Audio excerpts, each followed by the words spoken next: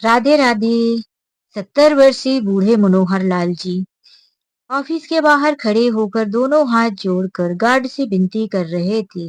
Guard बेटा, एक बार मेरे बेटे आकाश को बुला दो, बहुत जरूरी बात करनी है।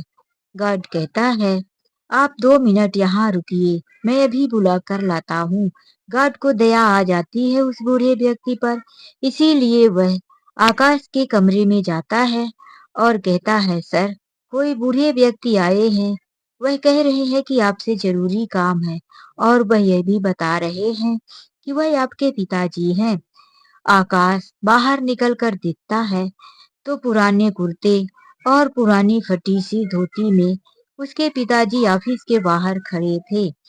उन्हें देखकर आकाश को अपनी बेइज्जती महसूस होती है कि यह यहाँ कहाँ से आ गए।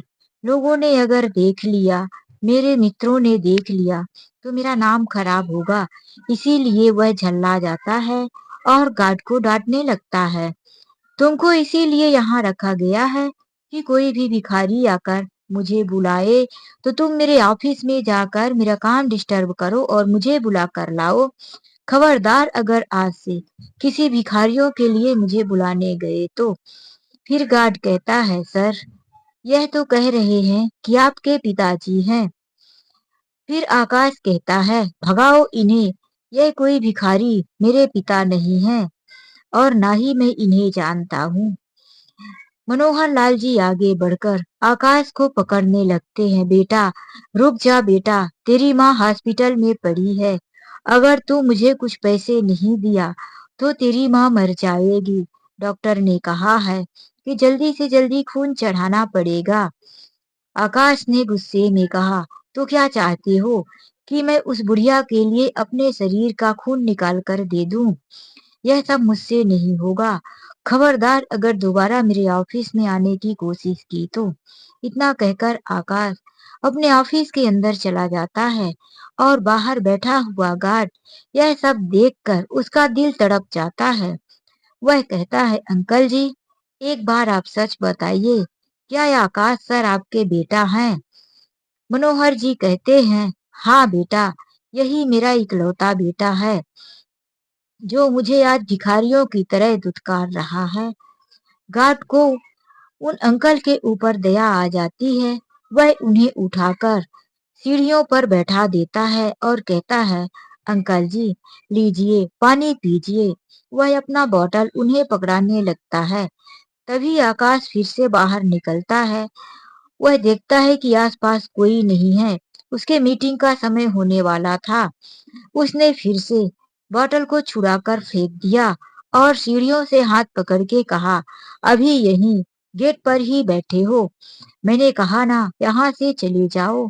अभी मीटिंग शुरू होने वाली है और यहाँ बहुत बड़े बड़े बिजनेसमैन आने वाले हैं। आपको देखकर मैं क्या बताऊंगा कि यहाँ मुझसे भिखारी मिलने आते हैं। यह सब देखकर गार्ड को बहुत गुस्सा आ जाती है। वह पहले तो आकाश के गाल पर एक थप्पड़ जड़ देता है और फिर जाकर अपना बोतल उठाता है और फिर से मनोहर जी के हाथों में बोतल दे देता है। आकाश अपने गाल पर हाथ रखे हुए कहता है, अरे तू मामूली सा चपरासी, तेरी इतनी हिम्मत हो गई कि तूने अपने बॉस पर हाथ उठा दिया। अब तो तेरी नौकरी गई। आकाश की बातें सुनकर गार्ड कहता है कि कौन करेगा ऐसे निर्दयी व्यक्ति की नौकरी। मैं ऐसी नौकरी को लात मारता हूँ। वह मनोहर जी को अपने हाथों से सहारा देकर उनको उठाकर चल देता है और कहता है, अंकल जी, चलिए मेरे साथ और बताइए, कहाँ आपकी पत्नी कौन सी हॉस्पिटल में है? तो गार्ड उनके साथ एक ऑटो रिक्शा में बैठकर हॉस्पिटल की तरफ चल देता है। कुछ ही समय के बाद मनोहर लाल जी उस गार्ड को लेकर सरकारी अस्पताल में पहुंच जाते हैं, जहां उनकी पत्नी एडमिट थी। अभी भी उनकी पत्नी बेसुध की हालत में थी। कहता है, अंकल जी, आप चिंता मत कीजिए, मैं अभी डॉक्टर से बात करता हूँ। गार्ड जाकर डॉक्टर से बात करने लगता है तो डॉक्टर का कहना है कि इन्हें खून की बहुत जल्दी जरूरत है, वरना इनकी बेहोशी लौटने की कोई चांस नहीं है। तो वह गार्ड कहता है, मेरे खून का चेकअप करवाइए। गार्ड के खून का चेकअप किया जाता है, लेकिन उसका खून मैच नहीं होता। तो फिर डॉक्टर कहते हैं, अपना खून ले जाकर ब्लड बैंक में जमा करवा लो, और यह जो माँ जी का खून है, उनके ही ब्लड ग्रुप का ले लो। पैसे देके हम खून तो नहीं बेचते, लेकिन खून के बदले एक्सचेंज में खून दूसरे पेशेंट को दे देते हैं। गार्ड बेड पर लेटा हुआ अपना ब्लड निकलवा रहा था। तभी मनोहर जी अपनी पत्नी की तरफ देखकर अपने पुराने दिनों में खो जाते हैं। जब मनोहर जी एक स्कूल में खुद चपरासी हुआ करते थे, उनका इस स्कूल में बहुत मान सम्मान था।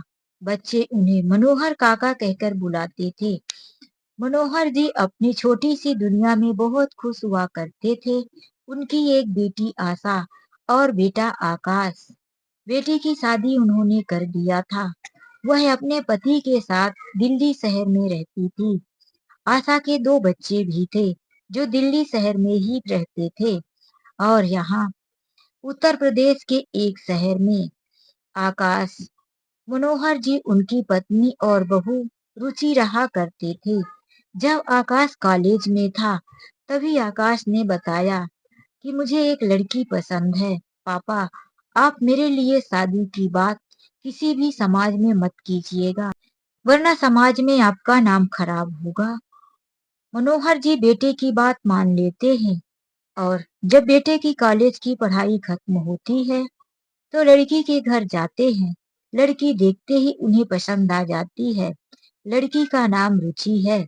वह अपने बेटे की शादी उसकी पसंद की लड़की से करवा देते हैं। रुचि बहुत बड़े घर की लड़की थी, पढ़ी लिखी भी बहुत थी, देखने में भी बहुत खूबसूरत थी।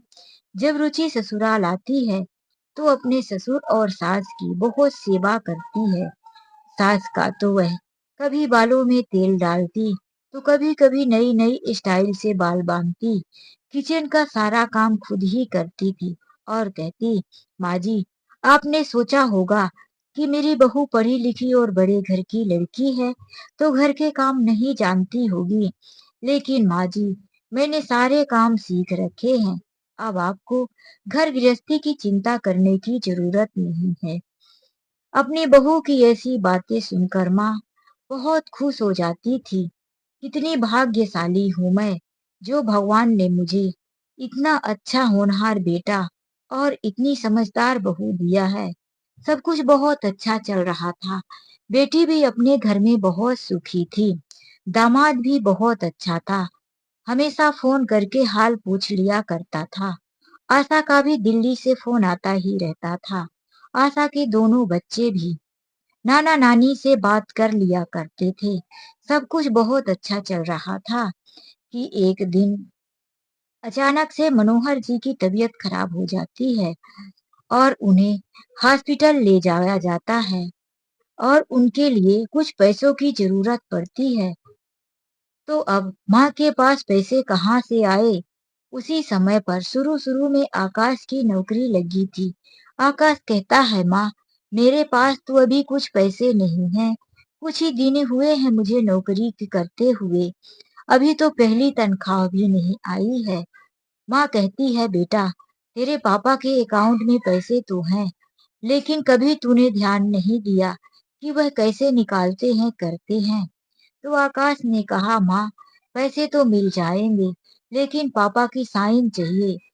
अब पापा जब साइन करेंगे, तो उनके ही चेक के द्वारा मैं पैसे निकाल सकता हूँ। माँ ने कहा, बेटा, अभी तेरे पापा इस हालात में नहीं है कि उनसे पैसे निकलवाने की बात करे। तू किसी से उधार क्यों नहीं ले लेता? तेरे पापा एक बार ठीक हो जाए, तो उनका कर्ज अपने पापा से पैसे लेकर दे देना। आकाश कहता है, ठीक है माँ, मैं कोशिश करता हूँ। फिर आकाश पैसे लेकर आता है और कहता है, माँ, यह मैंने अपने ही ऑफिस में एक दोस्त से उधार ले लिया है। यह पैसे ले लो, लेकिन जैसे ही पापा ठीक हो जाएंगे, तो उनको पैसा वापस करने का मैंने वादा कर दिया है। माँ कहती है, बेटा, अब की बार यदि तेरे पापा जल्दी से ठीक हो जाते हैं, तो सारा बैंक का डॉक्यूमेंट्स पेपर अब मैं तेरे नाम ही करवा दूंगी, ताकि तेरी साइन से ही पैसे निकल सके। सब कुछ तो खुद संभाल ले बेटा। अब तेरे पापा इतने ताकतवर नहीं रह गए कि वह अब इन सब जिम्मेदारियों को अपने कंधे पर संभाल कर रखे। यही तो चाहता था आकाश। उसने मन में खुश होते हुए और फिर दिखावटी के लिए कहा, माँ, इन सब की जरूरत नहीं है। पापा के हाथ में ही रहने दो। फिलहाल पापा को ठीक तो होने दो। अंदर आकाश की पत्नी अपने पति से कहती है, ये क्या तमाशा है? तुम अपने ऊपर कर्ज लेकर क्यों आ गए? रुचि की बात सुनकर आकाश कहता है, अरे तुम चिंता क्यों करती हो? मैंने कौन सा किसी से कर्ज लिया है? मेरे पास अपने पैसे थे, वही मैंने पापा को दे दिया है। और वैसे भी माँ जल्दी ही पैसे दिला देगी। मुझे पूरा भरोसा है माँ के ऊपर। पत्नी भी खुश हो जाती है। जब पिताजी कुछ दिनों के बाद ठीक होकर घर आते हैं, तो माँ ने कह दिया कि देखिए, मेरा बेटा ऑफिस में किसी से उधार लेकर आया है आपकी दवाइयों के लिए। आप उसके पैसे वापिस कर दो। और हाँ, अब आप इस तरह से कभी बीमार हो गए तो बार बार कौन कर्ज देगा? आपके पास जो भी बैंक बैलेंस है, उसमें आप आकाश का भी नाम ज्वाइंट करवा लो, या कि सब कुछ आकाश के नाम ही कर दो। आखिर करना धरना तो सब उसे ही है। मुझे तो कोई जानकारी भी नहीं है। पहले तो मनोहर जी कहते हैं, इतनी चिंता क्यों करती हो? एक बार बीमार हो गया तो क्या मैं हमेशा बीमार ही होता रहूंगा? हो गया, मुसीबत आनी थी आई और टल गई। हाँ, पैसे मैं दे देता हूँ। लेकिन जब माँ कहने लगी कि पैसे से काम नहीं चलेगा, सारी जिम्मेदारी बेटे बहू को सौंप दो, मनोहर जी भी सोचते हैं कि आखिर मेरे बेटे में कोई कमी नहीं है। बहू भी अच्छा खासा ध्यान रखती है। अब तो नौकरी के रिटायर के बाद भी मुझे क्या जरूरत है? आराम से पोते पोतियों को खिलाऊंगा, उनके साथ खेलूंगा और घर में आराम करूंगा। यही सोचकर वह अपने अकाउंट में आकाश का भी ज्वाइंट करवा लेते हैं और एक दिन कोर्ट कचहरी में जाकर अपनी सारी प्रॉपर्टी आकाश के नाम कर देते हैं। कुछ दिन ही बीता था कि उसी साल मनोहर जी रिटायर हो जाते हैं। और फिर क्या था, धीरे धीरे बहू का भी रवैया चेंज होने लगता है।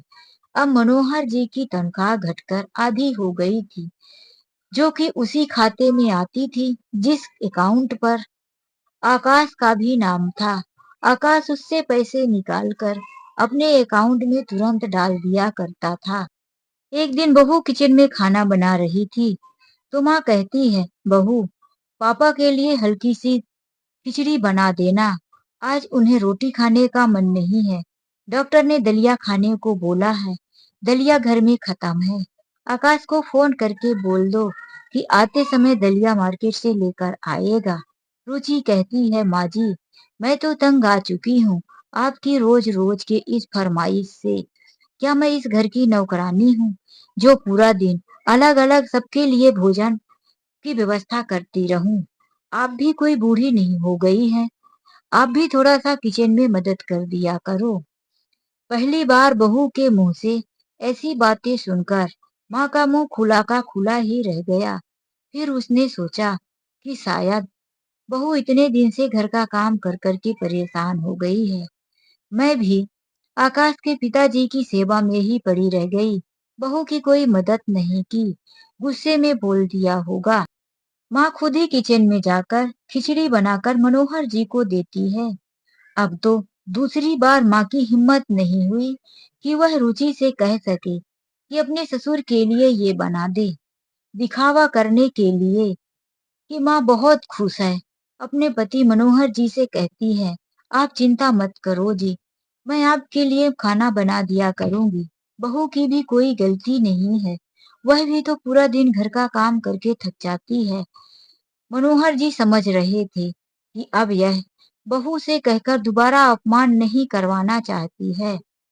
2-3 दिन तक तो ऐसा ही चलता रहा। खुद से माँ काम कर लेती थी, लेकिन आज सुबह उठकर जब माँ किचन में गई मनोहर जी के लिए चाय बनाने, तो देखती है कि किचन में ताला बंद था। वह बहू को आवाज देती है, रुचि बेटा, किचन में ताला क्यों बंद कर दिया? क्या बात है? आज तक मैंने किचन और कभी पूजा घर में ताला नहीं बंद किया। और वैसे भी अलमारियों में मेरी चाबी लगी ही रहती है। घर में कौन पराया है? तुम अपनी बेटी ही हो और आकाश। हम चार के अलावा कोई तो नहीं है। यह सुनकर आज रुचि कहती है, हाँ, बाहर वाला तो कोई नहीं है, लेकिन घर में जब दो भुक्खड़ पड़े हैं, जब देखो कुछ न कुछ खाने को किचन में घुस जाते हैं, तो ताला बंद ही करना पड़ेगा। माँ कहती है, बेटा, क्या तुम हम दोनों को भुक्खड़ कह रही हो? क्या हो गया है तुम्हें? कुछ दिनों से कैसी बातें कर रही हो? हाँ, मैं ठीक ही बातें कर रही हूँ माँ। मैं अब तंग आ चुकी हूँ आप दोनों से। आप लोग जब देखो किचन में कुछ न कुछ बनाते खाते रहते हो। मैंने बनाने को मना कर दिया तो यह नहीं कहा था कि पूरा किचन फ्री है, जितना चाहो उतना बनाओ खाओ। अरे किचन का जो राशन भरवाती हूँ, आप लोगों की वजह से 15 दिन में ही खत्म हो जाते हैं। बहू की बातें सुनकर माँ जी का मुंह बिल्कुल खुला का खुला रह गया। वह तो कहना चाहती थी कि बहू, क्या तुम अपने पैसे या अपने पति के खर्च से मुझे खिलाती हो? मेरे पति की आधी पेंशन आती है, जो उनके खाते पर आते ही आकाश निकाल लेता है। हम दोनों के खाने के लिए इतना काफी है। लेकिन वह सोच रही थी कि अभी मनोहर जी की भी तबीयत ठीक नहीं है। अगर मैं बहू से बहस करने बैठ गई तो बात आगे बढ़ जाएगी। वह तो उस टाइम तक चुप रही। मन में सोची कि शाम को जब बेटा आएगा तो उससे बात करती हूँ। और ऐसा भी हुआ। आकाश जब ऑफिस से आया तो माँ आकाश से कहने लगी, बेटा, तेरी पत्नी को क्या हो गया है? पहले तो उसने ससुर के लिए कुछ बना कर देने से मना कर दिया, तो मैं खुद बनाने लगी। और अब उसने किचन में ताला बंद कर दिया है। बेटा, यह तेरा और मेरा घर है। तुमने कभी बचपन से देखा कि मैं घर में ताला बंद करके कहीं अपना सब कुछ छुपा कर गई हूँ? हमेशा किचन खुला रहता था। कभी बहू के लिए मैंने कोई पाबंदी नहीं लगाई। और आज देख, मेरे लिए पाबंदी लगाई गई है। आकाश कहता है, माँ, वह क्या करे? आप लोग हो ही इसी लायक। जब देखो किचन में आ जाते हो। दिन में 10 बार तो किचन का चक्कर लगाते हो। ऐसा लगता है कि कभी भूख खत्म ही नहीं होती। कभी फ्रिज से पानी तो कभी खाना तो कभी चाय कभी हलवा। कितना खाते हो आप दोनों? जितनी तो आपकी पेंशन नहीं आती, उससे 3 गुना खा जाते हो। आज के बाद आप लोगों को समय समय से खाना मिलेगा। यही फैसला किया है रुचि ने। तभी वहां रुचि भी आ गई और कहने लगी, सुनो जी, अब हमारा बजट घर में काम वाली बाई रखने का नहीं है। मैंने उसे निकाल दिया है। माँ जी घर में काम कर दिया करेंगी। आखिर इन दोनों का भी तो खर्च होता है। और पिताजी की दवाइयों में कितना पैसा चला जाता है। कम से कम काम वाली बाई का पैसा तो बचेगा। आकाश ने कहा, तुमने जो सोचा है तो ठीक ही सोचा होगा। यह कहकर वह अपने कमरे में चला गया। वहीं खड़ी खड़ी माँ बेटे बहू का मुंह देखते ही रह गई। यह सारी बातें मनोहर जी भी सुन रहे थे। आज उन्हें खुद पर आत्मग्लानि हो रही थी कि बेटे बहू के मुंह में आकर मैंने अपनी प्रॉपर्टी, अपना बैंक बैलेंस, सब कुछ उसके नाम कर दिया। बहुत बड़ी भूल हो गई। वह अपनी पत्नी से कहने लगे कि अब कुछ नहीं हो सकता। अब करो इनकी नौकरानी बनकर काम। बहुत तरस आ रहा था बेटे बहू पर। अब देख लिया, सारा घर और प्रॉपर्टी, पैसे इनके नाम करने का नतीजा। इन्हें यही तो चाहिए था हमसे। माँ की आंखों में भी आंसू तैर गए। लेकिन माँ सोची कि कहीं इनकी तबीयत और ना खराब हो जाए। इसीलिए उन्होंने पीछे मुड़कर अपनी आंचल से आंसू को पोंछ लिया और बोलने लगे, अरे आप चिंता क्यों करते हो जी? घर में काम ही कितना है और कितने लोग हैं। बहू और बेटा तो अपने ही हैं। हो जाएगा सब काम। मनोहर जी समझ रहे थे अपनी पत्नी की मनोदशा, लेकिन वे भी क्या करते। अब सुबह रुचि अपने सास को जल्दी आवाज दे दिया करती थी, माँ जी, सोती ही रहोगी कि किचन में जूठे बर्तन पड़े हैं, झाड़ू पोछा करना बाकी है। सुबह उठकर ही माँ किचन और घर के काम निपटाती, फिर बहू बेटे के लिए चाय बनाती, बेटे के लिए टिफिन बनाती, तब जाकर अपने पति के लिए खाना बनाती। और फिर उधर से रुचि की फरमाइश आ जाती, माँ मैं इस समय पर डाइटिंग में हूँ, मेरे लिए कुछ अलग डाइट फ्रूट डाइट खाना बनाकर देना, ज्यादा तेल मसाले मुझे मत करना। सुबह से लेकर शाम तक माँ सबके फरमाइशें पूरे करती रहती थी। धीरे धीरे माँ कमजोर होने लगी। माँ के घुटने और कमर में दर्द रहने लगा। बिस्तर पर जाती थी तो ऐसा लगता कि कितने लोगों ने मिलकर उसे मारा है, इतना बदन दर्द होता था। मनोहर जी अपनी पत्नी की इस हालत को देखकर समझ गए कि अब इसकी तबीयत खराब होने में ज्यादा देरी नहीं है। यहाँ तक कि जब घर का काम हो जाता, खाना बन जाता, तो रुचि खुद आकर 2 रोटी सास को देती और 2 रोटी ससुर को। यह कहती थी कि ज्यादा इस उम्र में खाओगे तो पचा नहीं पाओगे, बीमारियां घेरती रहेगी। थोड़ा कम खाओ तो शरीर हल्का रहेगा और काम भी अच्छे से होगा। दोनों पति पत्नी आधा पेट खाने की वजह से अब धीरे धीरे कमजोर हो चुके थे। माँ को अब अंदर अंदर बुखार रहने लगा था, सिर भारी रहता था। थोड़ा सा शाम को आराम करने आई कि रुचि ने आवाज दे दिया, माँ जी सोती ही रहोगी कि शाम को खाने की तैयारी भी करोगी। हाथ पैर कांप रहे थे, ताकत नहीं थी, लेकिन वह सोची यदि मैं नहीं उठूंगी तो मेरे पति को 2 रोटी भी यह बहू नहीं देगी। वह आज किचन में बहू को बुलाकर कहती है, बहू आज मेरे हिस्से की 2 रोटियां भी अपने ससुर को दे देना और यह मत बताना कि मैंने नहीं खाया। ठीक है, जब तुम्हें भूख नहीं है तो मुझे इसमें कोई ऐतराज नहीं, चाहे तुम खाओ चाहे उस बुढ़ऊ को खिलाओ। यह कहकर रुचि कमरे में चली गई और जब खाना बन गया तो आकर वह 4 रोटी दे दी और बोली, बुढ़िया जब सब हम खाएंगे तो नजरें लगाकर टकटकी करके देखना मत। माँ 4 रोटी और एक फुल कटोरी दाल ले जाकर मनोहर जी को देते हुए कहती है, बहुत कमजोर होते जा रहे हो, कहीं बीमार ना हो जाओ, लो थोड़ा खाना ज्यादा खाया करो। मनोहर जी ने देखा कि आज 4 रोटियां हैं। वह पत्नी की तरफ देखकर बोले, तुमने खा लिया क्या? अरे नहीं, मैं अभी बहू के साथ खाऊंगी। मैंने अपने लिए भी 4 रोटियां आज बना दिया है। काफी कमजोर होते जा रहे हो, पूरा खाना खत्म कर लो। मनोहर जी को यह सब पता नहीं था कि आज मेरी पत्नी अपने हिस्से का खाना मुझे दे रही है। मनोहर जी भूख से तड़प ही रहे थे, इसीलिए उन्होंने 4 रोटी और एक कटोरी दाल खा गए। आज काफी समय के बाद पेट भरकर उन्होंने खाया था, इसीलिए उन्हें बिस्तर पर पड़ते ही नींद आ गई। सारा काम खत्म करके माँ भी अपने कमरे में सोने आ गई, लेकिन उसने देखा मनोहर जी सो चुके थे तो वह भी बिस्तर पर लेट गई। मनोहर जी की जब सुबह नींद खुली तो उन्होंने देखा कि उनकी पत्नी बिस्तर से गिरी हुई नीचे पड़ी थी। उनके मुंह से खून बह रहा था, नाक से भी खून, हाफ रही थी लेकिन बोलने की हालत में नहीं थी। वह जल्दी से रोते हुए बोले, आकाश तेरी माँ को क्या हो गया है? चल जल्दी से हॉस्पिटल लेकर चल। आकाश माँ को हॉस्पिटल लेकर चल।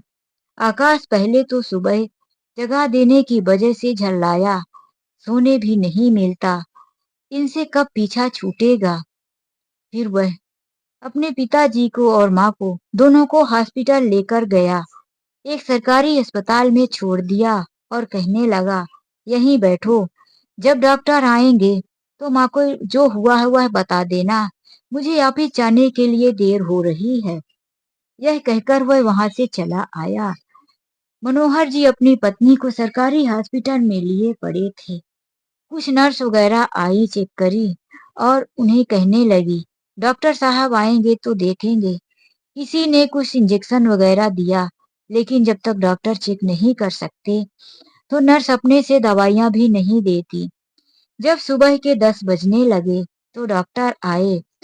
दवाइयाँ लिखी और कुछ जो सरकारी दवा थी वह तो चालू कर दी गई, लेकिन कुछ दवा बाहर से लानी थी जो कि मनोहर लाल जी के पास पैसे नहीं थे। और साथ साथ डॉक्टर ने कहा कि यह काफी कमजोर हो गई है, इनके लिए ब्लड की व्यवस्था करनी पड़ेगी और कुछ दवाइयाँ जो लिखी हैं यह भी बाहर से लेके आना होगा। जल्दी कीजिए, इनके लिए जल्दी से जल्दी ब्लड की व्यवस्था कीजिए। इनके शरीर में सिर्फ 7% का ब्लड बचा हुआ है, बहुत ज्यादा कमजोर हो चुकी है। यह सुनकर मनोहर लाल जी तड़प उठे, अब क्या करते। उन्हें पता था कि अब तक 11 बज चुके हैं, आकाश ऑफिस पहुंच चुका होगा, घर में जाने का कोई फायदा नहीं। इसीलिए वह अपनी पत्नी को वहीं छोड़कर बेटे के पास भागे चले गए और उसे सारी स्थिति बताई। तो बेटे ने अपने बूढ़े और लाचार पिता को ऑफिस से धक्के मारकर निकाल दिया। बाहर बैठे हुए गार्ड को दया आई और वह हॉस्पिटल आ गया। वह सोच ही रहे थे कि तभी नर्स आ गई और उनकी पत्नी को खून चढ़ाने की कोशिश करने लगी, लेकिन अब तक उनकी सांसें थमने जैसी हो गई थी। उनकी नब्ज बहुत धीमी हो गई। वह कई बार कोशिश करती रही, लेकिन फिर उसने डॉक्टर को बुलाया। डॉक्टर आए और चेकअप करने लगे तो बोले बहुत देर हो चुकी है, सॉरी, अब इन्हें खून नहीं चढ़ाया जा सकता। मनोहर जी अपनी पत्नी की तरफ देखे तो वह बिल्कुल शांत मन से सो गई थी। नर्स ने वहीं पर रखा हुआ सफेद चादर उनके सिर तक उड़ा दिया, लेकिन मनोहर जी उनके पास बैठे अभी भी उन्हें टकटकी लगाए हुए देखे जा रहे थे। वह कह रहे थे, सो गई, अब इसको घर का काम करना नहीं पड़ेगा। अच्छा हुआ मेरे जीते जी इसको शांति मिल गई। तभी उनका मोबाइल फोन बज उठा। उन्होंने फोन उठाया, वह उनके बेटी आशा का फोन था। मनोहर जी ने कहा, तेरी माँ हमेशा के लिए सो गई, अब उसे घर के कोई काम करने नहीं पड़ेंगे, अब उसे भूख नहीं सहनी पड़ेगी, शांत मन से सोई है। आशा ने पापा की ऐसी बातें सुनी तो चौंक कर कहने लगी, क्या हुआ पापा, क्यों पागलों की तरह बड़बड़ा रहे हो, क्या हुआ। तेरी माँ मर गई, सो गई तेरी माँ। अच्छा हुआ मेरे जीते जी सो गई, बस वह यही 2-3 शब्द दोहराए और मोबाइल छोड़ दिए। वहीं पर बैठा हुआ गार्ड मोबाइल उठाकर कहता है, गार्ड मनोहर जी के हाथों से मोबाइल ले लेता है और कहता है, माफ कीजिएगा, क्या मैं जान सकता हूँ कि आप कौन बोल रही हैं। आशा कहती है कि जिसके मोबाइल से आप बात कर रहे हैं मैं उनकी बेटी आशा हूँ, जो दिल्ली शहर में रहती हूँ। गार्ड कहता है कि मैं आकाश सर का चपरासी बोल रहा हूँ। गार्ड ने सारी बात आशा से बता दी और कहता है कि अभी तक शायद आपके घर वालों को पता नहीं कि अब आपकी माँ इस दुनिया में नहीं रही। आप ही फोन करके बता दीजिए, मैं तो आकाश से बात नहीं कर सकता। इधर आशा फोन करके भाभी को बताती है कि भाभी, माँ हॉस्पिटल में मर गई है, आप लोगों को खबर है कि नहीं। वह डरी सहमी सी फोन रख देती है और आकाश को बताती है। सूचना मिलते ही आकाश और रुचि दोनों वहां हॉस्पिटल पहुंच जाते हैं और माँ के मृत शरीर को हॉस्पिटल से लेकर उनके क्रियाकर्म की तैयारी कर देते हैं। लेकिन मनोहर जी अभी तक ना तो एक आंसू रोए थे और ना ही कुछ पूछे थे कि घर में इतने लोग क्यों आ रहे हैं, ये सब क्या हो रहा है। वह सिर्फ लोगों की तरफ टकटकी लगाकर देखे जा रहे थे। माँ को अंतिम क्रियाकर्म के लिए ले जाया गया, लेकिन आशा बहुत कोशिश करने के बाद भी अपनी माँ का अंतिम दर्शन नहीं कर पाई। जब उसके घर पर सब लोग दाह संस्कार करके लौट कर आए और फिर अपने अपने घर चले गए, घर में अकेले रुचि और आकाश बचे थे। रुचि कहती है, तुम्हारी बहन आ रही है, अब उसे क्या बताएंगे कि अचानक से माँ की कैसे मौत हो गई है। यदि उसे पता चल गया कि हम लोगों ने इतना सब कुछ उसके साथ किया है तो वह हमें छोड़ेगी नहीं। दिल्ली शहर में रहती है, पढ़ी लिखी भी है, उसका पति वकील भी है, अब क्या होगा। आकाश कहता है, डरो मत, उसे पता कैसे चलेगा? पापा तो कुछ बोल ही नहीं रहे हैं। तो फिर दीदी से बताएगा कौन? जो कुछ भी हुआ है वह सिर्फ हम दोनों को ही पता है। रुचि अपनी दिमाग लगाकर कहती है, आकाश, मेरी बात मानो तो अपने पिता को भी रास्ते से हटा दो, वरना कभी अगर मुंह खोल दिया तो हम दोनों बहुत बुरे फंसेंगे। आकाश कहता है, अरे ये तुम क्या कह रही हो? और कैसे रास्ते से हटा दूं? मैं भी इन बुढ़े बुढ़ियों से परेशान हो गया हूँ। अगर ये बुढ़ा बोलने लगा तो एक तो चली गई, लेकिन यह मेरा जीना हराम कर देगा। रुचि कहती है, तुम जरा 2 मिनट ठहरो, मैं अभी आती हूँ। वह किचन में गई और वहां से चाय बनाकर लाई और कहती है, लो, अपने पिता को यह चाय पिला दो। आकाश कहता है कि चाय पीने से भला कौन मरेगा? तो रुचि कहती है, ये कोई साधारण चाय नहीं है, इसमें मैंने जहर मिला दिया है। इसे पीते ही वह भी मर जाएंगे और फिर उनका ही जल्दी से बेटी के आने से पहले दाह संस्कार कर दो। हम यही बता देंगे कि पत्नी के गम में वह भी इस दुनिया को छोड़कर चले गए। आकाश ने जल्दी अपने पिता की तरफ चाय लेकर बढ़ा। तभी घर के अंदर आशा प्रवेश कर गई और अपने भाई के हाथ से चाय छुड़ाकर पीछे आ रहे अपने पति को पकड़ा दिया और अपने भाभी के गाल पर जोरदार से एक थप्पड़ जड़ दिया और भाई को कहने लगी, पापी, तुम दोनों मिलकर माँ को तो मार ही दिए, अब पापा को भी मारने चले थे। तेरी जैसी औलाद भगवान किसी को ना दे। रुक, मैं अभी पुलिस को खबर करती हूँ। रुचि ने यह सुना तो ननद के हाथ जोड़ने लगी। दीदी अब गलत सोच रही है, पापा कुछ बोल नहीं रहे, 2 दिन से कुछ खाए नहीं हैं, तो यह चाय मैं पापा के लिए देने जा रही थी। अब तक आशा के पति ने पुलिस को फोन कर दिया था। पुलिस भी वहां पहुंच चुकी थी। अपनी सफाई में रुचि ने कहना शुरू किया कि मैं तो ससुर के लिए चाय देने जा रही थी, वह ना कुछ बोल रहे ना कुछ खा रहे। दीदी झूठ बोल रही है, इस चाय में कुछ नहीं है। तो आशा के पति कहने लगे, अच्छा, चाय में कुछ नहीं है तो जरा इस चाय को आप खुद ही पीकर दिखाइए। चलिए, पुलिस के सामने आप इस चाय को पीजिए। चाय का पीने का नाम सुनकर रुचि पीछे हट गई। तो आशा के पति ने कहा, यह चाय सबूत है और इसमें जहर मिला है, इसका तो मैं चेकअप करवाऊंगा। उसने एक पॉलीथीन मंगवाया और उस चाय को उसमें पैक करवा दिया। अब पुलिस रुचि और आकाश को दोनों को गिरफ्तार कर ली थी और अपने पापा को पति के साथ मिलकर हॉस्पिटल ले गई। उन्हें बताई, पापा, समझो सुनो, इसी हॉस्पिटल में माँ की मौत हो चुकी है। पापा का जब सदमा टूटा तो वह अपनी पत्नी के लिए खूब रोए। बेटी और दामाद को देखकर उन्हें कुछ अपनापन हुआ, फूट फूट कर रोते रहे। फिर आशा ने कहा, पापा, अब आप चिंता मत कीजिए, अब आप बिल्कुल ठीक हो जाएंगे, मैं आ गई हूँ ना, अब आपको कोई तकलीफ नहीं देगा। जब ठीक हो गए मनोहर जी, तो अपने ऊपर बीती हुई सारी आप बीती अपनी बेटी और दामाद को बताए। थोड़ा बहुत तो वह गार्ड पहले ही बता चुका था, बाकी जो जानकारी नहीं थी तो मनोहर जी ने खुद अपनी बेटी दामाद को बता दिया।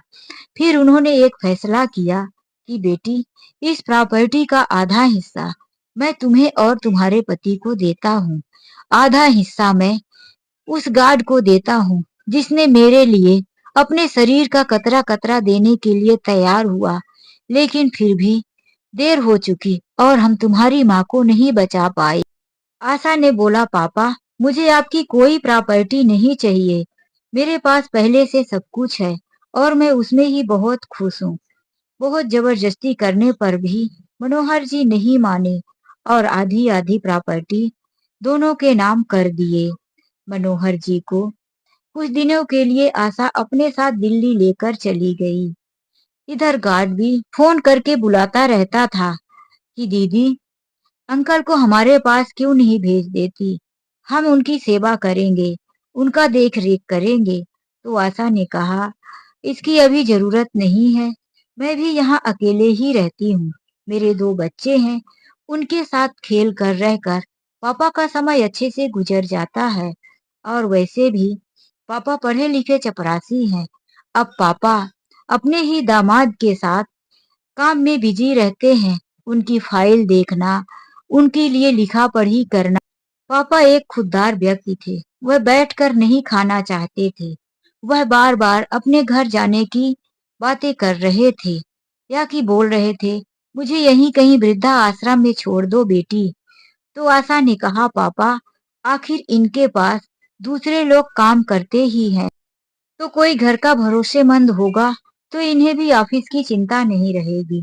अब मनोहर जी जैसे वकील के साथ एक मुंशी रहता है, उनके सारे काम, उनके पैसे लेना, डॉक्यूमेंट्स, पेशी वगैरह लिखना जो भी रहता है, वह सब कुछ वह बखूबी संभाल लिया करते थे। तो दोस्तों, आज की कहानी आप लोगों को कैसी लगी? लाइक और कमेंट करके जरूर बताएं। तो चलिए मिलते एक ऐसी नई कहानी के साथ। आज के लिए बस इतना ही। राधे राधे, जय श्री कृष्णा। इस कहानी का कौन सा पात्र जो आपके दिल को छू गया हो, उसका कमेंट बॉक्स में नाम जरूर लिखिए। यदि आप पहली बार मेरे चैनल में हैं, पहली बार मेरी वीडियो देख रहे हैं, तो प्लीज जाने से पहले सब्सक्राइब कर लीजिए। बाय बाय, जय श्री कृष्णा।